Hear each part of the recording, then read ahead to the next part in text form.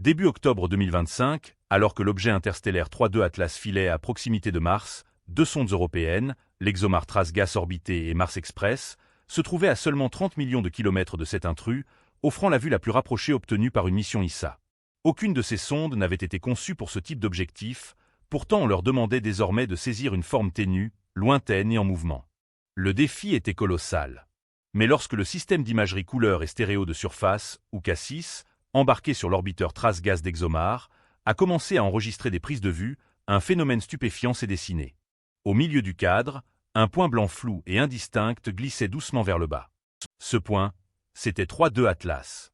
Ce que nous observons n'est pas le noyau solide de la comète, mais sa chevelure, cette auréole vaporeuse de gaz et de poussière enveloppant le noyau à mesure qu'il se réchauffe au voisinage du Soleil. Le noyau lui-même, vraisemblablement large de quelques kilomètres seulement, reste bien trop minuscule pour être résolu. Néanmoins, la chevelure, qui s'étend sur plusieurs milliers de kilomètres, se détache nettement. Elle irradie une lueur douce sur le fond noir de l'espace, témoignant de l'action calorifique du Soleil qui tire la comète de son sommeil interstellaire millénaire.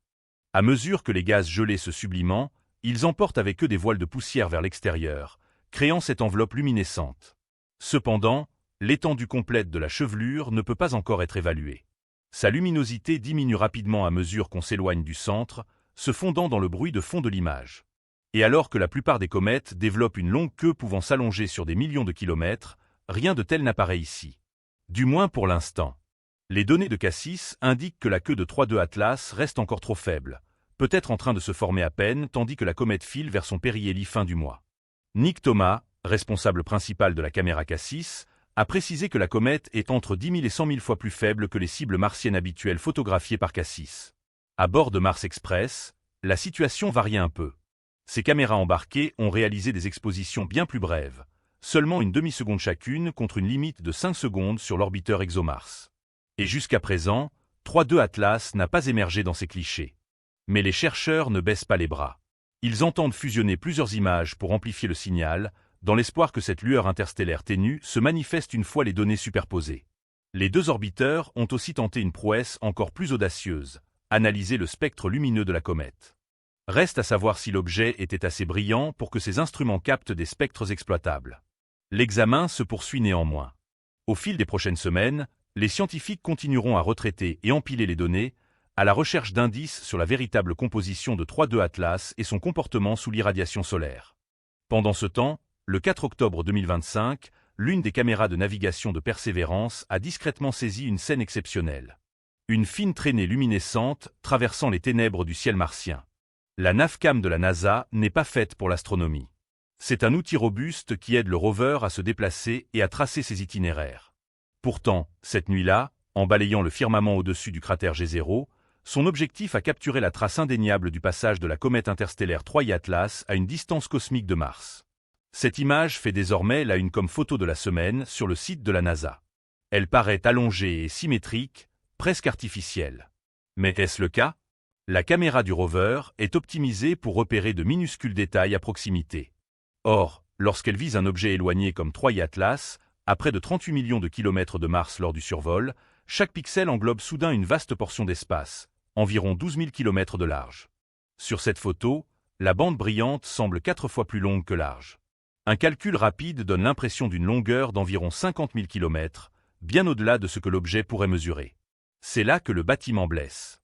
Des mesures antérieures par la mission SphereX ont fixé une limite supérieure à la taille réelle de l'objet à seulement 46 km, en supposant qu'il réfléchit environ 4% de la lumière solaire qu'il atteint. La traînée de la Navcam serait alors environ 1000 fois plus longue que l'objet réel ne pourrait l'être. Si 3I Atlas était vraiment un cylindre de 50 000 km de long, il aurait dominé les images du télescope spatial Hubble de juillet 2025 avec un diamètre apparent d'environ 23 secondes d'arc. En vérité, Hubble n'a rien détecté de tel. L'objet s'est présenté comme un point lumineux infime et non résolu. Cela implique que la traînée ne peut être une structure physique. Il s'agit forcément d'un artefact photographique. L'explication la plus plausible est un flou de mouvement. Pour détecter un objet interstellaire aussi faible depuis la surface de Mars, l'équipe d'imagerie de Persévérance a dû empiler des centaines d'expositions courtes sur plusieurs minutes. Pendant ce laps de temps, 3I Atlas s'est déplacé de manière notable par rapport aux étoiles fixes. Et bien que de telles images aient suscité un engouement sur les réseaux sociaux, la meilleure vue de Troy Atlas capturée par la Mastcam de Persévérance a été traitée par ce compte Twitter. Le lien figure dans la description. Par ailleurs, plusieurs orbiteurs autour de Mars, y compris le Mars Reconnaissance orbité, ont été dirigués ce soir-là. Tous les regards se tournaient vers ce même coin de ciel. Pendant un court instant, l'objet interstellaire TRI Atlas s'est imposé comme l'un des visiteurs cosmiques les plus scrutés de l'histoire, filmé en même temps depuis l'orbite et la surface d'une autre planète. Pourtant, l'image qui pourrait trancher définitivement sur sa taille n'a pas été fournie par le rover Persévérance. Elle proviendra de la caméra à haute résolution montée sur le Mars Reconnaissance orbité, qui atteint une netteté d'environ 30 km par pixel lors de son observation du 3 octobre. C'est plus de 400 fois plus précis que les images de la Navcam. Ironiquement, de nombreux sites et flux de la NASA sont tombés dans le silence, paralysés par un arrêt des opérations gouvernementales pile au moment où l'on attend des mises à jour en direct. Couper l'accès public essentiel durant un survol interstellaire semble sacrément opportun, surtout quand des scientifiques du monde entier guettent avec avidité ce qui pourrait être l'objet le plus bizarre jamais repéré dans notre système solaire. Les rumeurs fusent déjà. Certains y voient un noyau cométaire hyperactif, inédit jusqu'ici. D'autres avancent des hypothèses plus folles. Une sonde venue des confins de l'espace, un artefact technologique ou même un vaisseau extraterrestre. Peu importe si ces idées tiennent la route, le blackout tombe à point nommé et ça fait tiquer. Heureusement, on a une piste. Le 2 octobre, le rover Persévérance a capturé une traînée sur une série d'expositions de plusieurs minutes. Cette traînée ne colle pas au mouvement habituel du fond céleste martien. Au lieu d'être droite ou parallèle aux traînées stellaires dues à la rotation de Mars, elle file en biais et reste cohérente sur les clichés. C'est authentique. Pas un bug. Elle va à vive allure. On peut raisonnablement penser que c'était TRI Atlas en personne. Les honneurs reviennent à Drew, dont le tweet a lancé une analyse plus poussée. Pour l'instant, la dimension de l'objet reste un énigme, mais les estimations minimales tournent autour de 5 km de large, voire davantage. Il n'affiche pas la queue poussiéreuse géante typique des comètes classiques. Plutôt, il paraît enveloppé d'une immense couronne diffuse de gaz ionisé et de poussière. Sa vitesse est hallucinante, autour de 60 km par seconde, grimpant jusqu'à près de 68 km par seconde à l'approche du périhélie fin octobre. Vers le 25 septembre, une éjection de masse coronale a heurté TRI Atlas, peut-être en ionisant ou en boostant son environnement. Mais les photos suivantes, du 27 septembre et du 2 octobre, ne révèlent aucune transformation dramatique, ni rupture brutale de queue ni éclatement, juste des signes d'expansion progressive de son halo.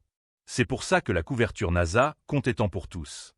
La mission JUICE, à venir, croisera la route de l'objet en route vers le périhélie.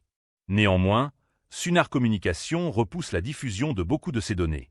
Ensemble, ces outils pourraient composer un portrait plus net de TRI Atlas. En attendant, le mystère de cette bande n'a rien à voir avec une ingéniosité alien, et il n'est pas aussi colossal que certains le prétendent.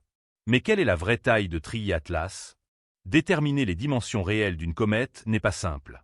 Le hic, c'est de distinguer le noyau du brouillard cométaire qui l'entoure. Plus une comète s'approche du Soleil, plus ces glaces gelées se sublimant en gaz, emportant des flots de poussière dans l'espace et formant cette traînée ou cette chevelure si caractéristique. Du coup, la comète paraît bien plus imposante et lumineuse que son corps solide. Récemment, une équipe de Harvard, dirigée par Richard Kluda, Avi Loeb et Peter Vess, a examiné des données sur TRI Atlas recueillies du 15 mai au 23 septembre par 227 observatoires mondiaux via le Centre des planètes mineures. Ils ont confronté la trajectoire réelle à celle prévue si seules les forces gravitationnelles jouaient. Résultat, une légère mais détectable impulsion, inférieure à 15 mètres par jour au carré. Or, les comètes avec dégazage actif subissent souvent une petite poussée des jets de gaz qui s'échappent. Chez TRI Atlas, cette accélération non gravitationnelle est étonnamment faible par rapport au dégazage observé. Cela implique un noyau assez dense pour ne pas se laisser balloter facilement par ces jets. Sur cette base, les chercheurs évaluent le cœur de la comète à plus de 33 milliards de tonnes, avec un diamètre d'environ 5 km, sans compter la couronne environnante, ce qui en fait un monstre 3 à 5 ordres de grandeur plus massif que les précédents visiteurs interstellaires. Loeb souligne que, vu les populations attendues et l'abondance d'éléments lourds dans l'espace interstellaire, on aurait dû croiser bien plus d'objets de taille modeste avant de tomber sur un géant pareil. Or none. Ce qui positionne TRI Atlas comme un cas à part. Loeb va jusqu'à caresser une idée osée. L'objet pourrait avoir une origine artificielle, en s'appuyant sur sa masse inattendue, l'alignement de sa trajectoire, et une détection présumée de nickel sans fer comme indice troublant. Les experts de la NASA, eux, appellent à la prudence. L'opinion majoritaire penche pour un phénomène naturel. D'après les clichés, on voit aussi que cet objet est actif, ce qui signifie qu'autour du noyau gravite une certaine chevelure. C'est un signe clair que cet objet est bel et bien une comète. Pendant ce temps, certains chercheurs ne se demandent pas ce qu'est exactement Triette Atlas, mais plutôt quel rôle il pourrait jouer. L'hypothèse de l'astrophysicienne Suzanne Fenner est à la fois simple et fascinante. Triette Atlas pourrait être une graine à planète, mais comment un rocher vagabond venant d'un autre système stellaire pourrait-il déclencher la formation d'une planète entière? Faisons un voyage imaginaire. Nous pénétrons dans un jeune système solaire où une étoile naissante trône au cœur d'un vaste anneau poussiéreux. Là, de minuscules particules de roche tourbillonnent comme de la fumée, s'agglutinant pour former des cailloux.